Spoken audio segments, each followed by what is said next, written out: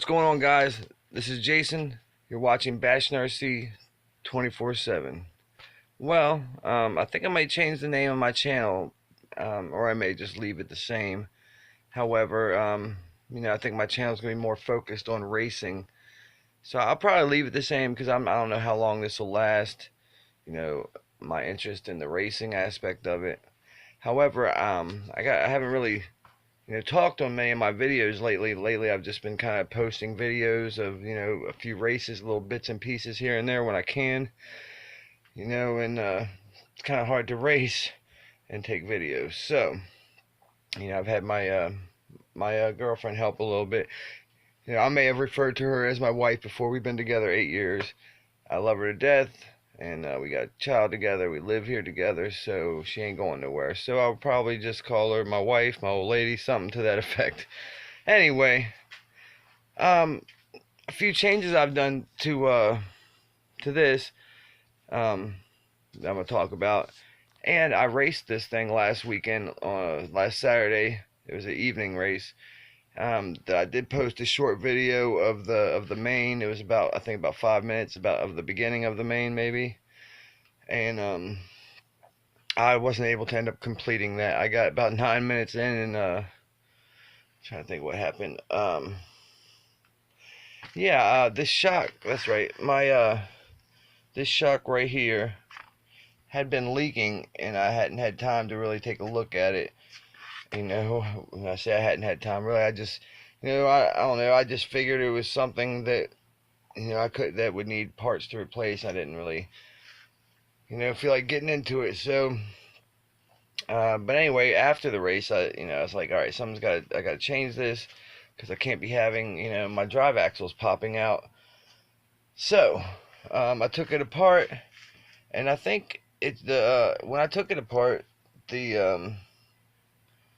there's a rubber seal up here that holds the oil in on this for the top here, and it was kind of cockeyed sideways, so that would certainly explain it, why it was leaking. So I fixed that, and so far so good. It hasn't been leaking at all. You can tell it's dry. I raced this thing, or not raced, I'm sorry, I ran it this morning. I'm sorry, yesterday morning I ran it at the track, and I had a bearing go out in the back differential, which I'm sure a lot of these bearings are, probably very used. I haven't really, when I got this thing, I pretty much just tried to get it up and running with most of the existing, parts like that you would probably want to change, especially if you're racing. You'd want to know that you have good bearings.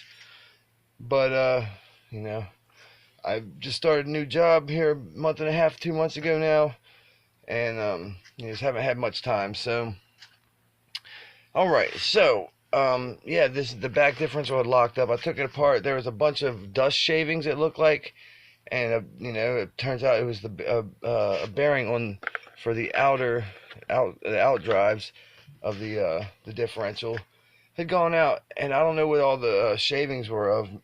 Some parts of I really just don't know, but because there's no damage to any of the plastic components of the differential box, there's no damage to anything really. So I replaced the bearings, cleaned everything up, greased the old bearings, cleaned them off, which I need to do that to the front diff also, because I'm sure it needs to be inspected and replace anything worn out, and just cleaned up. But so there was 2 heats in this past race, this past Saturday, and the first one, the axle popped out, so I didn't even finish. I made like a lap or 2, I think. Then the second heat, I did finish. Out of 6, there was 12 guys racing E-buggy this past weekend, and I finished 5th out of 6. So that's not great, but that was the first race that I've really been in and completed. It was a heat, and my lap time was, my best lap time, I think, on that particular heat was about 34 seconds. It was 34 and some change. I don't really remember the exact numbers. I did get a printout for the main. However, I think there was some technical difficulties with the computer, So and I didn't finish the main, so it didn't have all my lap times printed out. But in the future, I will, make sure to get that stuff when I can.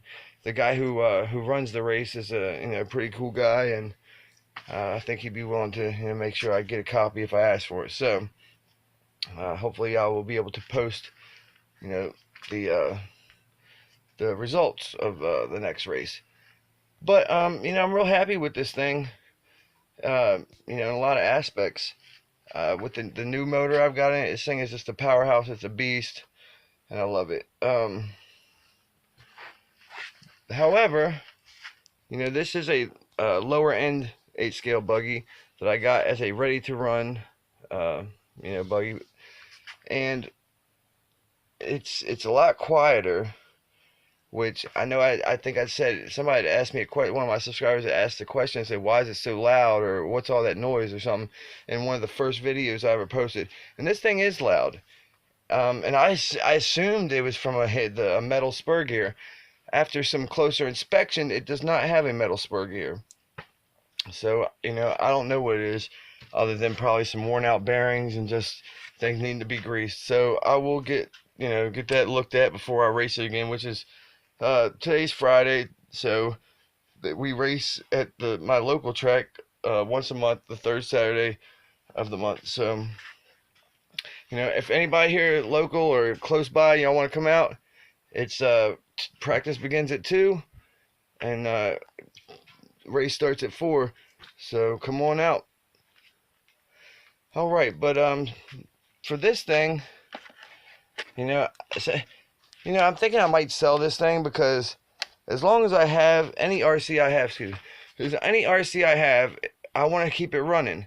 And this one I do run out there to kind of, so I can kind of get an idea of, just, I don't know, the differences between this one and this one, right? Because this one is a higher end race buggy, and this is not so much a race buggy. It's just, I guess you could race it and not, but anyway, but this one I've noticed it's lighter.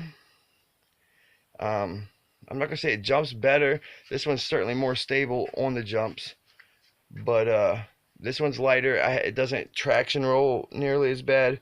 However, these tires that I've been using, I got these at the race, and I've really only been running this since then, because some things were down on it. But so maybe that's why it ain't flipping, but or traction rolling, because after the long straightaway going into the curve, that's where I'll traction roll occasionally.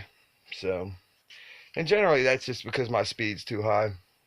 But also a motor I got in a trade that I traded the crawler I had for a Traxxas Slash.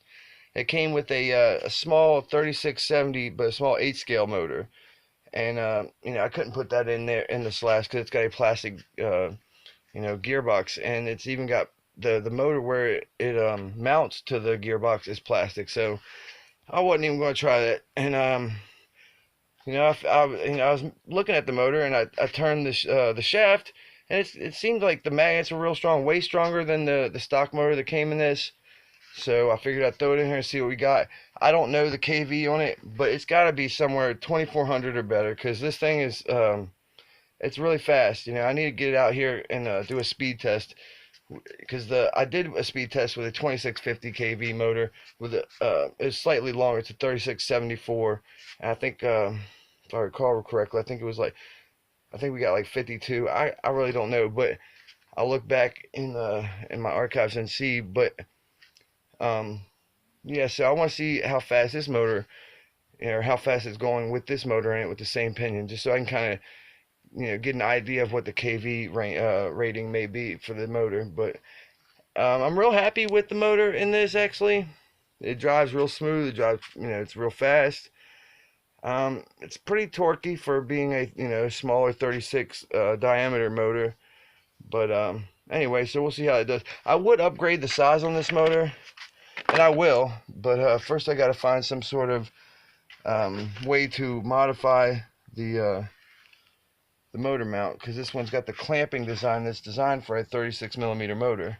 Now, I seen one guy, I can't remember the channel name, but he had somehow managed to fit a 40 millimeter size motor. So, well, and that's what I got in this. Actually, this one's 42 with the fins. So I will probably at some point try to get, when I upgrade this motor, I will probably try to get a new motor mount for this and get this motor in here. Alright guys, well I guess that's gonna be about it. So yeah, hopefully I'll start doing better in the races. I've been practicing a lot. I try to get out there every day if I can, being that the track's so close. As if it's not raining and I ain't got too much stuff going on here at home, I'll try to get out there, and I can tell that I'm getting better each time. So we'll see how it goes. But all right guys, if y'all have any questions, comments, or anything that you just want to say, put it in the comment section. I'll definitely try to take a look at it when I can. And thanks for watching. Please like, comment, subscribe, and I'll see y'all later.